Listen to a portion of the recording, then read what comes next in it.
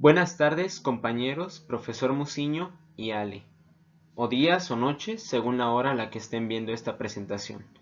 Espero que se encuentren todos muy bien, sus familiares y amigos, a pesar de esta difícil situación por la que estamos atravesando. Mi nombre es Iván Genaro Calzada y les voy a presentar la teoría de Elena Beristain, que está en su libro titulado Análisis e interpretación del poema lírico.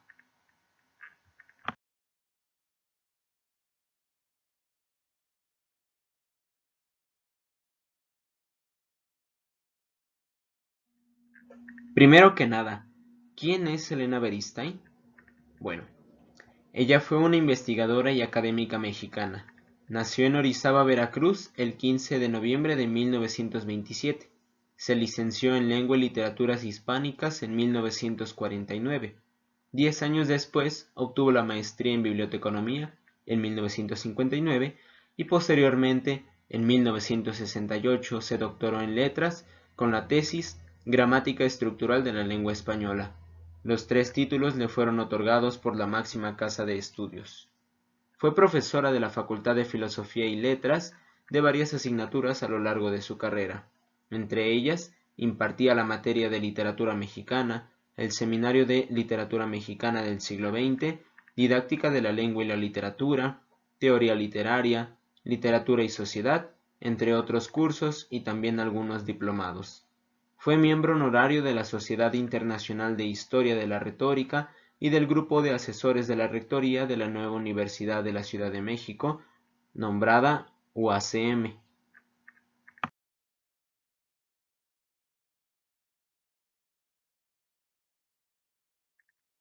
También fue investigadora emérita del Instituto de Investigaciones Filológicas de la UNAM, donde fundó y coordinó el Seminario de Poética. Fue partícipe en distintos planes de estudio, programas editoriales y publicaciones como autora, coautora, coordinadora e incluso precursora de algunos de ellos. Sus principales líneas de investigación son la retórica y la semiótica. Se dedicó fervientemente a analizar la poesía de Rubén Bonifaz Nuño, cuyas investigaciones se encuentran en sus libros de teoría igualmente enriquecedores. Fue galardonada con el Premio UNAM en Docencia en Humanidades en 1989. Algunas de sus obras más importantes son La Gramática Estructural de la Lengua Española de 1975, que, como dijimos, fue su tesis doctoral en 1968. Guía para la lectura comentada de textos literarios de 1977, Análisis estructural del relato literario de 1982, el Diccionario de Retórica y Poética de 1985 y Análisis e Interpretación del Poema Lírico, publicado en 1989 por la UNAM.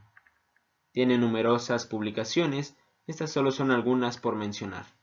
Finalmente, falleció el 5 de diciembre del 2013 en la Ciudad de México a los 86 años.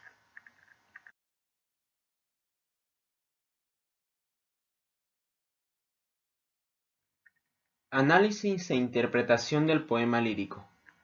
Este libro es un pequeño manual que pretende ser guía para la lectura comentada de ciertos textos literarios, una práctica que haga ver de lo que es posible hallar dentro de un poema lírico, de lo que en su interior y también fuera de él, en relación con él, se convierte en significado.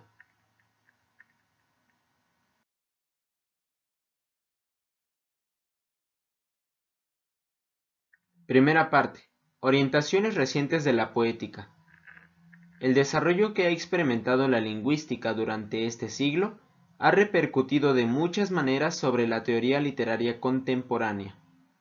Es resultado de este desarrollo la claridad con el que el concepto de función lingüística permite orientar el aprendizaje de la redacción deslindando campos, del discurso figurado, de la lengua en su función poética, etc.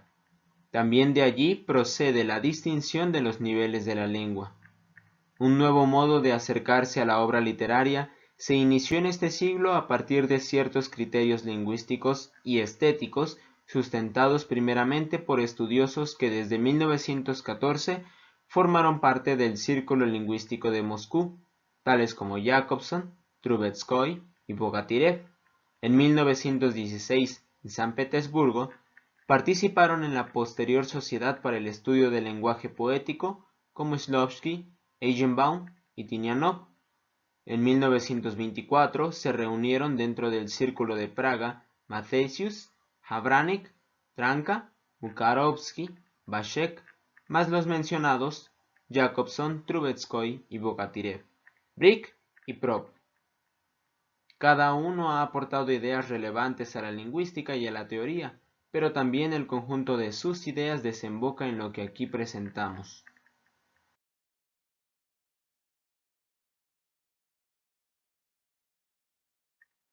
Una de las principales aportaciones de este grupo fue considerar la disciplina literaria como objeto de estudio autónomo a otras disciplinas a las que antes se ligaba.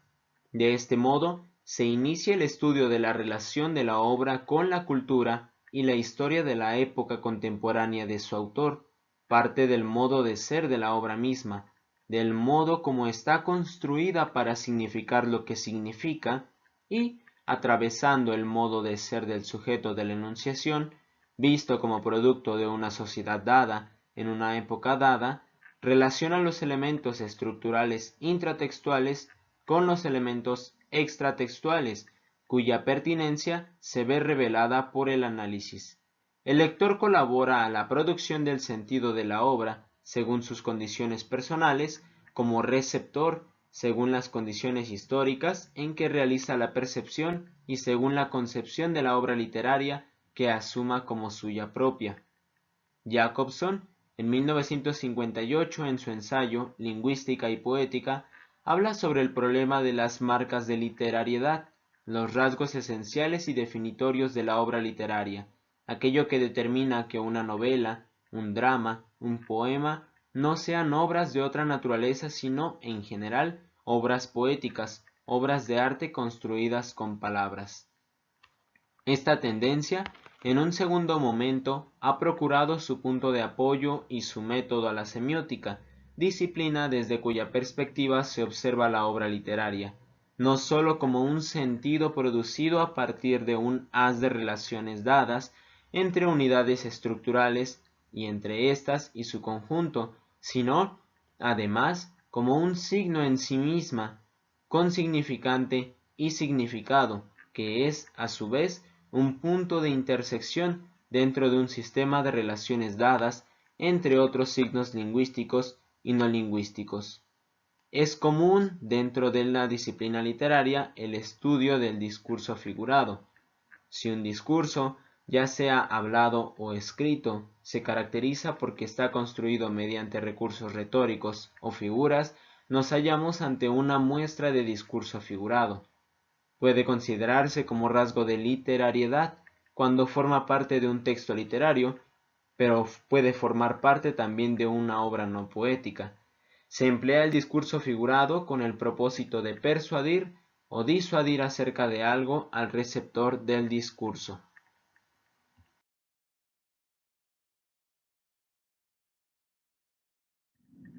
Factores de la comunicación y funciones de la lengua. Para estudiar un texto literario es indispensable identificarlo como tal, no sólo a partir del discurso figurado, sino también a partir de otras dos consideraciones.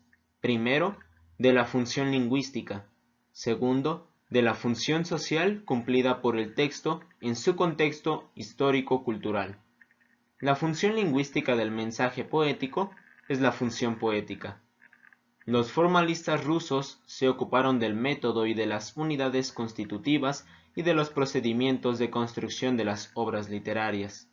Según Jacobson, los factores implicados en la comunicación verbal son contexto, hablante, mensaje, oyente, contacto y código, que generan respectivamente cada una de las funciones lingüísticas, que son referencial, emotiva, poética, conativa, fática y metalingüística. Tal como se puede observar en el esquema del lado derecho, la relación de los factores con sus funciones lingüísticas.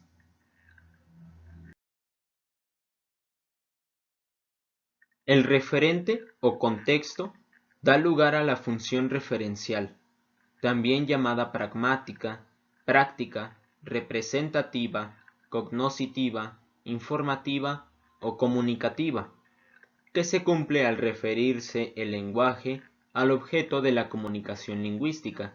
La función referencial consiste en la transmisión entre emisor y receptor de un mensaje que contiene un saber, una información acerca de dicha realidad. La función referencial está orientada hacia el referente. La lengua en su función referencial se manifiesta de un modo teórico que tiende a convertirse en modelo de la lengua culta. Por otra parte, se manifiesta también de un modo llamada situacional o coloquial, es decir, del modo como los hablantes utilizan la lengua común en las situaciones cotidianas. El lenguaje coloquial suele ser densamente figurado. El factor emisor o hablante o destinador da lugar a la función emotiva o expresiva, que transmite los contenidos emotivos mediante signos indicadores de la primera persona que lo representa. El factor receptor u oyente o destinatario, al ser exhortado, da lugar a la función conativa o apelativa. Esta constituye un toque de atención orientado hacia el receptor con el objeto de actuar sobre él mediante el mensaje, influyendo en su comportamiento.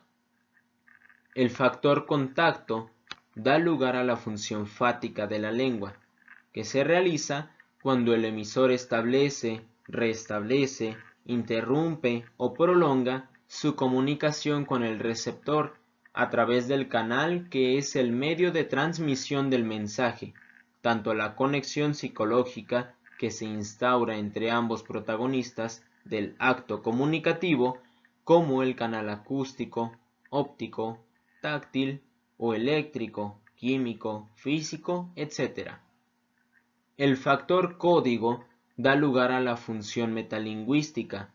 El código está constituido tanto por el repertorio de las unidades convencionales, como el alfabeto, que permiten transferir los mensajes de uno a otro sistemas de signos, como por las correspondencias dadas entre los sistemas y por las reglas de combinación que hacen posible la transformación de un sistema a otro. Y por último, el factor mensaje origina la función poética de la lengua. La función poética está constituida por la representación del asunto, la ordenación de la materia verbal, la construcción del proceso lingüístico. Sobre este último factor y función nos enfocaremos en la siguiente parte.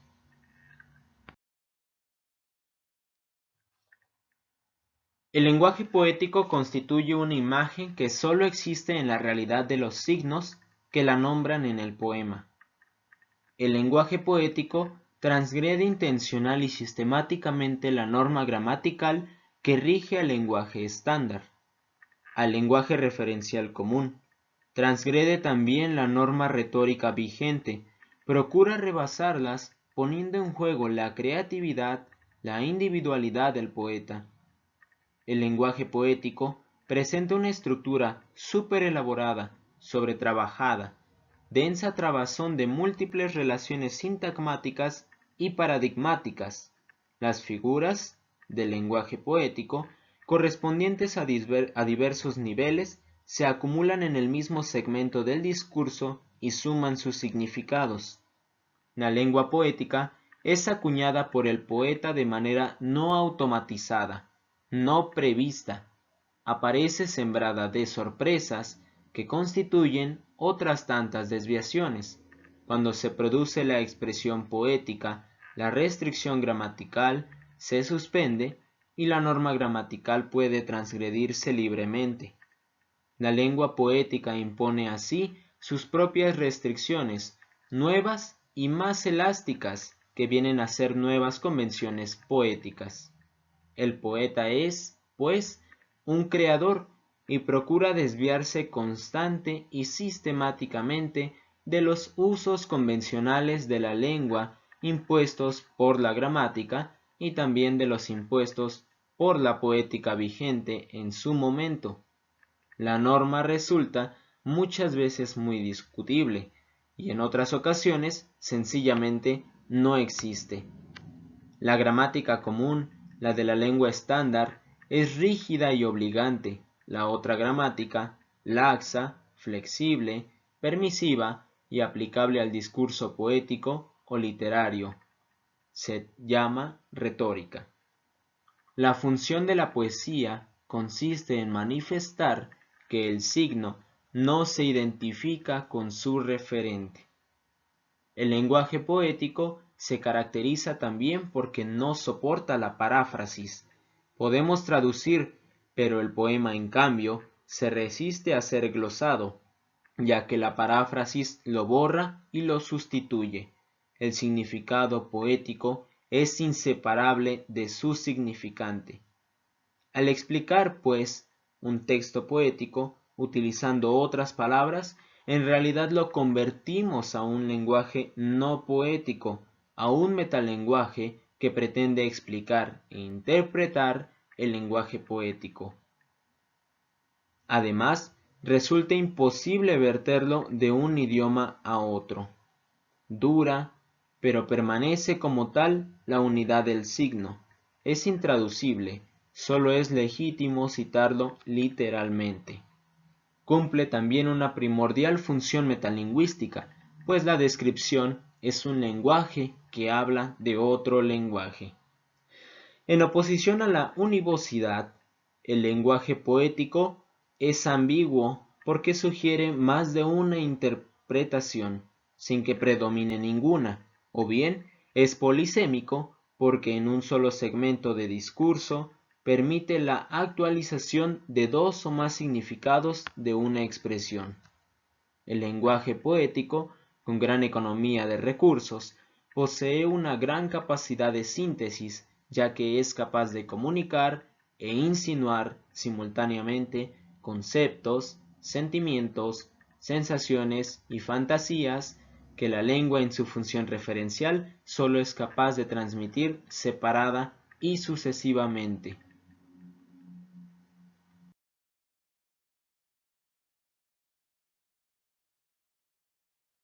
Texto y sociedad. Poeta, poema y lector. El poeta, o emisor del mensaje, está dentro de un marco histórico-cultural que lo condiciona y determina las vicisitudes, oportunidades y carencias de su vida creativa, su ideología, lo que sabe, lo que ignora, sus experiencias, goce y sufrimiento. El lector, o receptor del mismo mensaje, está dentro de su propio marco histórico-cultural que lo condiciona y determina como descodificador, también en su ideología, su saber, su modo y criterio para observar el fenómeno literario. Tiene que realizar la lectura desde dos puntos de vista correspondientes a dos momentos de un proceso, el suyo propio como receptor y el del poeta como emisor, ya que el texto es un proceso compuesto por varios momentos, y uno de esos momentos es el de la lectura. Al realizar la lectura se produce una interacción y el proceso de recepción, que es un proceso de organización y composición de los significados. El lector común valida el texto, lo reconoce como literario, lo asume como obra de arte en su momento y en su contexto, a partir de las intuiciones y representaciones que le resultan de la lectura. Ningún texto artístico está acabado jamás, puesto que cada lectura lo revalida o no. El texto concreto no es un objeto que posea un solo significado, ya que está siempre sobredeterminado. Implica varios factores determinantes que producen distintos niveles de significado. Uno solo de esos factores no basta para explicar el texto. Cada texto significa cosas distintas para distintos lectores. El análisis de un texto no puede ser exhaustivo, ni nos basta para extraer su esencia, ni puede dar como resultado una representación de la totalidad del texto. El yo enunciador de un poema lírico permanece fundido con el yo del autor. El poeta no abdica de su naturaleza creadora ni cuando duerme y sueña. En él se da una perfecta identificación entre el yo constructor del discurso lírico y el yo social del autor. La emotividad, la experiencia vivencial, la intuición son las mismas en ambos. La materia estructurada en el poema está filtrada a través de la sensibilidad del poeta. Dice Pessoa, la situación de emisión del mensaje lírico es idéntica a la situación vivencial del poeta, y escribe en un poema. El poeta es fingidor, finge tan completamente que puede fingir dolor cuando de veras lo siente.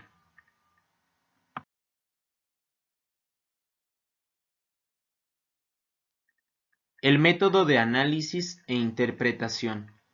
La interpretación de un texto lírico tiene que abarcar dos etapas. Durante la primera, se efectúa el análisis de los elementos específicos que lo constituyen, del modo como en su interior se organizan, cada uno con los demás del contexto. Este análisis requiere el empleo del método estructural, es decir, la estructura del texto, qué dice y cómo dice. Durante la segunda etapa, se realiza el análisis de la relación entre las estructuras que se han revelado como significativas durante el paso precedente. Se trata de la comprensión de por qué el poema dice lo que dice y no otra cosa, de por qué lo dice de ese modo y no de otro. La lectura comprensiva nos hace ver el texto como un mensaje. La lectura interpretativa nos lo hace ver como un mensaje sobredeterminado. A modo de apoyo, las series son un elemento esencial para la interpretación. Una serie es el contexto del autor. La serie más próxima es la literaria, otras obras del mismo autor. La serie literaria toma en cuenta sus antecedentes, la tradición a la que se apega el escritor o respecto de la cual se aparta. Es aquí donde se produce la intertextualidad. La materia de los textos literarios es la fuente sempiterna de nuevos textos literarios. Todo texto literario contiene un diálogo múltiple. Después de la serie literaria aparece el conjunto estructural que abarca todos los demás fenómenos culturales, lingüísticos o no, artísticos o no, discursos políticos, los textos cinematográficos, la pintura, la escultura, la arquitectura, la ciencia, los hábitos sociales, las ideas filosóficas, los valores, etc., constituyen la serie cultural. Por último, la serie histórica, constituida por el conjunto estructural de los hechos históricos.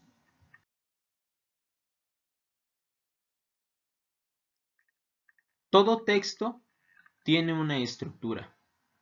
La estructura es la forma en que se organizan las partes en el interior del todo, conforme a una disposición que las interrelaciona y las hace mutuamente solidarias. Una red de articulaciones y relaciones que establecen las partes entre sí y con el todo. La estructura forma parte de un proceso dinámico que puede y suele sufrir transformaciones de dos tipos. Uno, en su contexto, todo aquello que está al interior del texto. Y dos, en relación con el contexto, todo aquello que es externo, pero determina al texto. Por ello, es importante considerar el metatexto, el conjunto de las condiciones que determinan las características de un texto dado dentro de un momento en una estructura social dada. En los niveles de la lengua, en el análisis, todo discurso está estructurado por una superposición de los planos horizontales y paralelos que son lingüísticos. Saussure es el primero que habla de niveles, las fases del signo, significante y significado. En este caso, son niveles lingüísticos que implican también los fenómenos retóricos. El fónico, que se refiere a sonidos que no son fonemas. El fonológico, que abarca los fonemas. El morfológico, la forma de las palabras. El sintáctico, al que pertenece la forma de la frase y la oración. El léxico semántico, que contiene los tropos de palabra o tropos de dicción, como la metáfora, y el nivel lógico, que contiene las figuras de pensamiento.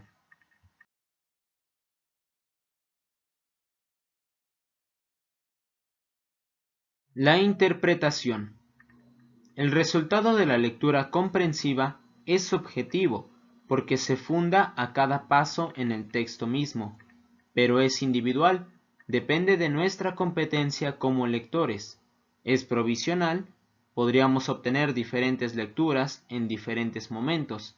Tiene un valor relativo, ya que el receptor y el proceso de recepción del mensaje están social e ideológicamente determinados.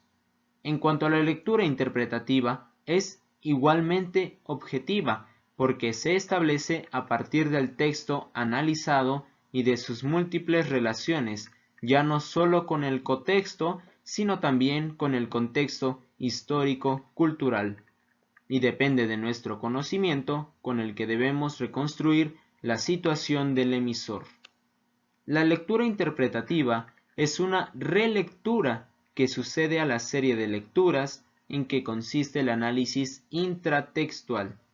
Busca las múltiples relaciones dadas entre las unidades y los variados elementos de naturaleza literaria. El análisis es selectivo y está regido por la noción de pertinencia. Cada unidad textual se relaciona con alguna otra de algún código del contexto. Para realizar la lectura interpretativa se requiere conocer el contexto desde una perspectiva sincrónica y diacrónica. La comprensión hermenéutica o interpretativa lleva consigo una comprensión del discurso natural de la lengua, y la comprensión de la teoría lingüística también conlleva una comprensión que es la del universo de sentido de que participan el emisor y el receptor del poema, y una comprensión teórica del saber implicado en la interpretación. La hermenéutica es una lectura interpretativa que hace posible la descripción total del sentido. La interpretación hermenéutica implica una actividad semiótica, cuyo objeto es el texto literario en el que se entretejen numerosos códigos que se expresan en signos lingüísticos.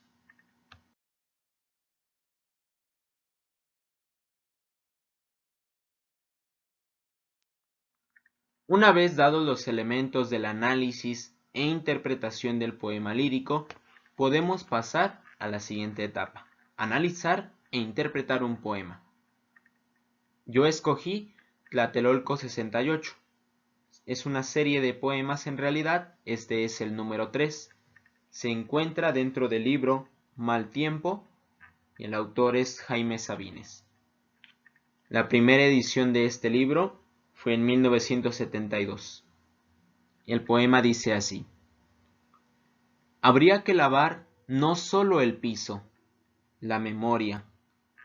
Habría que quitarles los ojos a los que vimos, asesinar también a los deudos, que nadie llore, que no haya más testigos. Pero la sangre echa raíces y crece como un árbol en el tiempo. La sangre en el cemento, en las paredes, en una enredadera, nos salpica, nos moja de vergüenza, de vergüenza, de vergüenza. Las bocas de los muertos nos escupen una perpetua sangre quieta.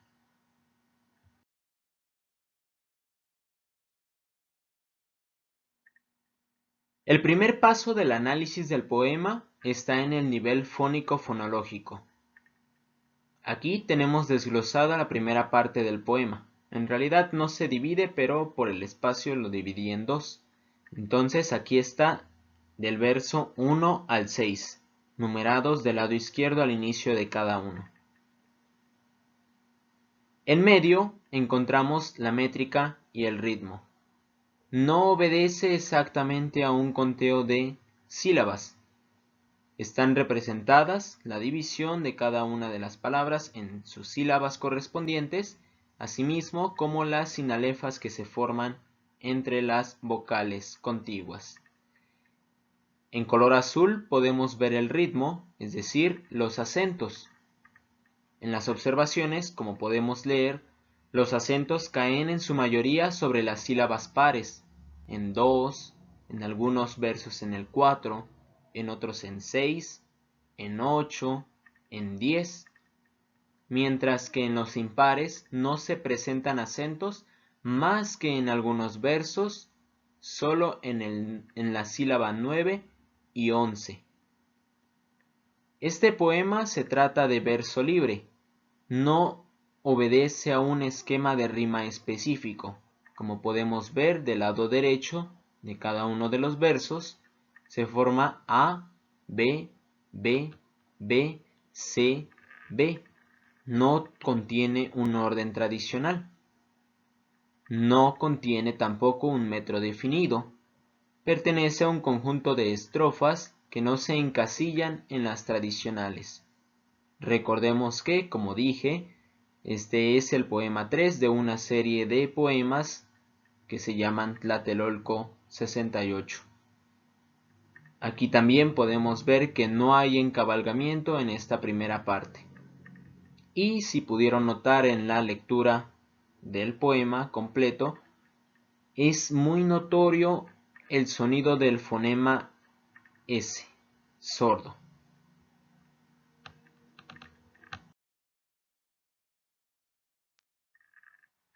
En esta segunda parte del poema encontramos los versos del 7 al 11. Los poemas de 11 versos o estrofas de 11 versos no son tradicionales. Como ya dijimos anteriormente, se trata de verso libre. En medio, de nuevo encontramos la métrica y el ritmo. De nuevo, podemos decir, no se obedece a un conteo de sílabas específico. En algunos podemos notar que es 12, 11, 15, 11, 9, e incluso en la anterior diapositiva vimos que algunos eran de 15, 15, 9, etc. También el ritmo de los acentos está representado de color azul. Lo mismo que en el anterior, siguen recayendo sobre las sílabas pares 2, 6, 4 y, en algunos casos, solo en el 11 y en el 9. Aquí tenemos un ejemplo de 11. La rima, como continúa, es C, D, C, D. Esto quiere decir que tampoco obedece esta segunda parte a un esquema de rima específico o tradicional. Solo encontramos, como dicen las observaciones, un encabalgamiento entre los versos 10 y 11. Las bocas de los muertos nos escupen una perpetua sangre quieta. El conteo del metro no se modifica por palabras agudas o esdrújulas. En realidad, todos los versos terminan con palabra grave, cuando no se suma ni se resta ninguna sílaba.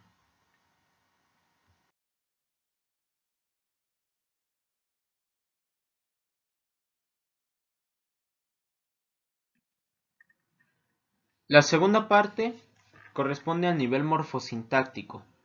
Aquí encontramos todas las palabras, categorías que se ocuparon a lo largo del poema. Los sustantivos fueron piso, memoria, ojos, deudos, testigos, sangre, raíces, árbol, tiempo, cemento, paredes, enredadera, vergüenza, bocas y muertos. Como podemos notar, en su mayoría son entidades no animadas y no humanas. Adjetivos: perpetua y quieta, que modifican a sangre. Son los únicos dos adjetivos que aparecen en el poema. Pronombres personales, nos, para referirse al objeto directo. Pronombres impersonales, nadie. Pronombres relativos, que. De hecho, este introduce gran parte de las oraciones que conforman el poema al hacer subordinaciones por medio de las condicionales.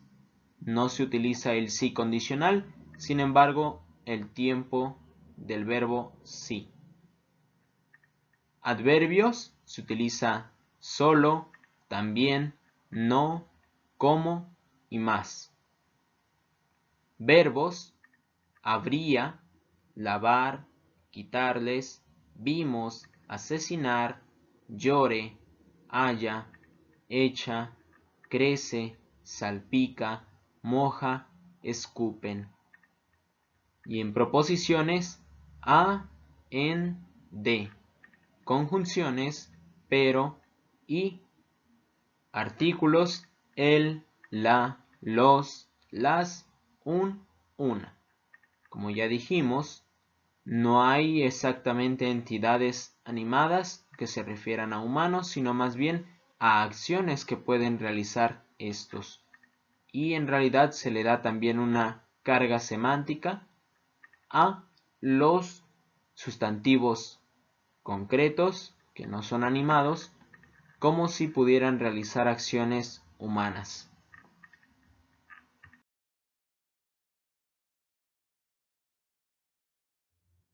El tercer paso constituye los niveles léxico, semántico y lógico, porque están íntimamente relacionados. Las palabras forman oraciones, las oraciones se constituyen en metáforas, las metáforas en figuras retóricas. Aquí podemos ver una selección: lavar la memoria, quitarles los ojos, la sangre echa raíces y crece como un árbol en el tiempo. La sangre nos salpica, nos moja de vergüenza. Las bocas de los muertos nos escupen.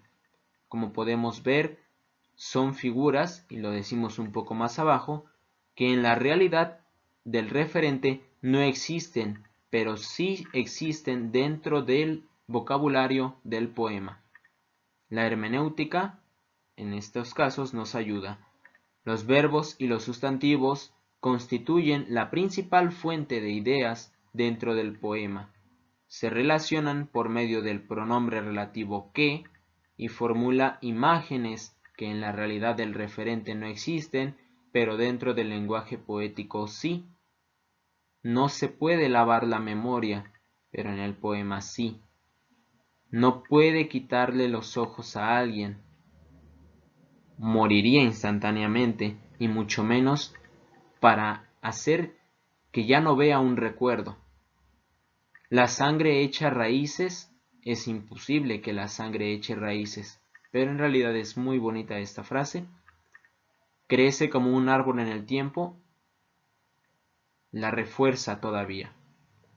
La sangre nos salpica, sí, la sangre sí salpica cuando bota, pero no moja de vergüenza. Esto se refiere al acto, del motivo por el cual está salpicando la sangre. Y las bocas de los muertos nos escupen. No escupen sustancias fétidas, no se refiere a eso, sino a las culpas, a cómo los muertos son víctimas de un acontecimiento atroz. Sus bocas aún están escupiendo y clamando justicia.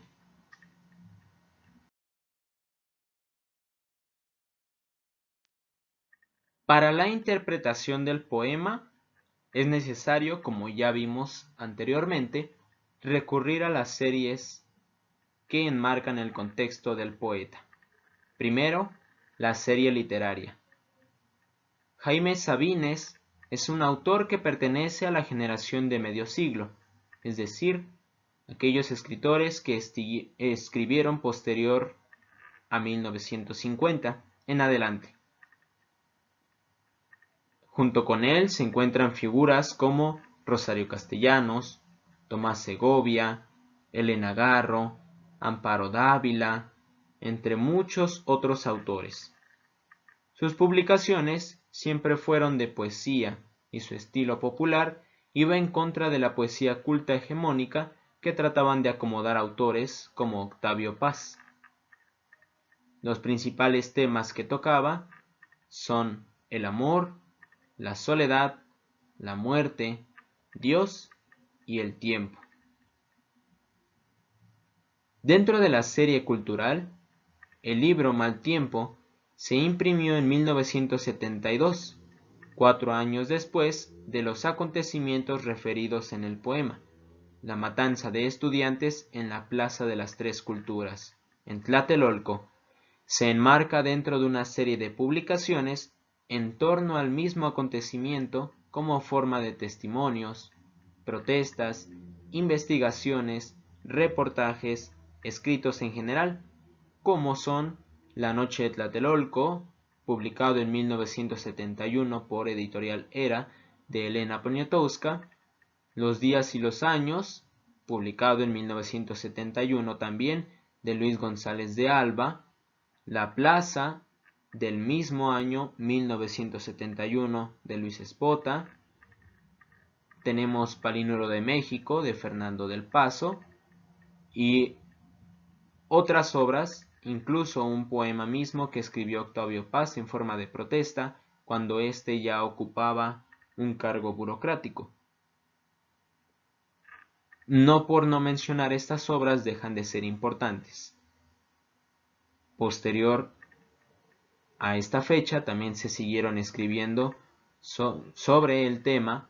Sin embargo, para la interpretación de este poema, Sabines no toma en cuenta evidentemente lo que fue publicado después.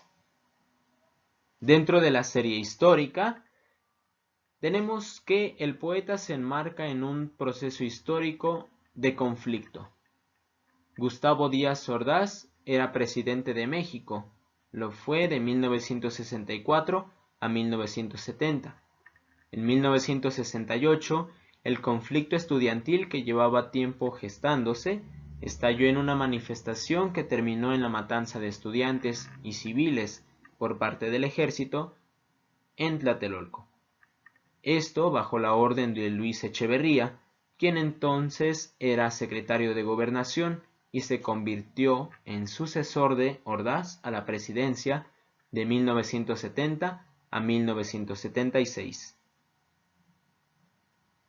Existen varias versiones sobre cuál es el motivo, cómo se gestó el movimiento estudiantil, y me parece que uno de los libros que lo tratan muy bien es uno de Scherer García, precisamente Tlatelolco 68, porque en él hay una exhaustiva investigación de todos los participantes del movimiento desde el poder. Entonces, este poema no solamente se trata de sonidos, no es solamente lo que está en el contexto, cómo se relacionan los fonemas entre sí, cómo se relacionan los niveles de la lengua, porque evidentemente está apelando al interlocutor, al receptor que somos nosotros como lectores, a recordar incluso este acontecimiento, aunque no hayamos sido testigos del mismo. Recordemos que dice, habría que lavar no solo el piso, la memoria. No podemos o no se puede borrar el recuerdo así tan fácilmente. Habría que quitarles los ojos a los que vimos. Vimos, evidentemente, como ya decíamos, el yo lírico se convierte en el yo lector. Esa primera persona del plural nos hace partícipes del acontecimiento. Vimos esa matanza atroz y no podemos quitarlo de nuestros ojos. Que nadie llore, que no haya más testigos. Imposible. Pero la sangre echa raíces y crece como un árbol en el tiempo. La sangre, evidentemente, de todos los que fallecieron o quedaron heridos, incluso en la plaza, que se convierte en rabia, porque la manifestación no era una simple manifestación. La sangre en el cemento, en las paredes, en una enredadera, nos salpica, nos moja de vergüenza, de vergüenza, de vergüenza. Nos moja. De nuevo, hace partícipe al interlocutor de esta acción, de la cual ni siquiera podría decirse culpable, porque sabemos que los que ocasionaron la matanza eran el presidente y el entonces secretario de Gobernación, Ordaz y Echeverría. Vergüenza, vergüenza, vergüenza. La palabra se repite 3 veces y esto tiene muchísimo motivo para hacer énfasis. Las bocas de los muertos nos escupen una perpetua sangre quieta. En realidad, después, posterior a la matanza, no hubo una solución de conflicto. Recordemos que inmediatamente se dio inicio a los Juegos Olímpicos México 68, en los que se ondeaba la bandera de la paz, como si nada hubiese pasado en territorio mexicano, como si no hubiese sido derramada la sangre de estudiantes y civiles inocentes. Como ya nos decía Elena Beristain, no se puede agotar la lectura de un texto, mucho menos si es poético. Ningún texto literario se agota. Todas las lecturas tienen una perspectiva distinta, tienen algo que aportar. E incluso esta investigación aún es precaria para abarcar siquiera la mitad de la significación del poema que se enmarca en un contexto histórico-cultural, tanto del poeta como del texto mismo.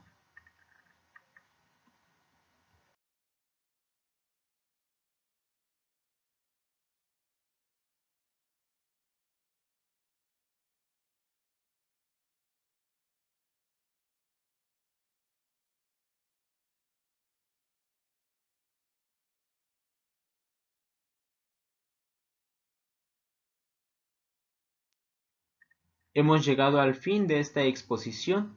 Agradezco mucho su atención y nos vemos, esperemos pronto. Gracias.